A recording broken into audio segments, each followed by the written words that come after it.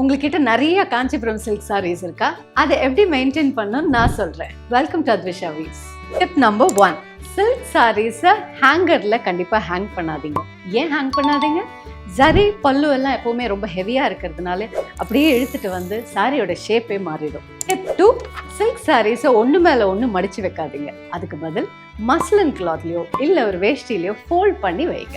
Tip number 3, நீங்க பட்டு புடவை எல்லாம் மடிச்சு வச்சிருக்கிற இடத்துல நாப்கின் பால்ஸ் போடாதீங்க.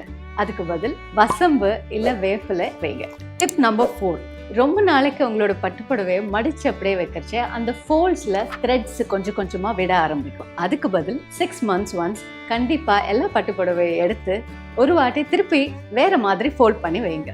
Tip number 5, silk sarees iron பண்ணர்ச்சே டைரக்டா ஹீட் படாதபடிக்கு ஒரு டவலோ வேஷ்டியோ மேல போட்டு அது மேல அயன் பண்ணுங்க. டிப் நம்பர் 6, வெளில போயிட்டு வந்து உடனே சாரியை ஃபோல்ட் பண்ணி உள்ள வைக்காம அதுக்கு பதில் கொஞ்ச நேரம் காத்தோட்டமா ஏர் ட்ரை பண்ணுங்க. டிப் நம்பர் 7, ரொம்ப ரொம்ப இம்பார்ட்டண்ட்டான final tip, festivals, functions, Fridays இந்த மாதிரி முக்கியமான நாள்ல கண்டிப்பா உங்களோட பட்டு புடவையை எடுத்து போட்டுக்கோங்க.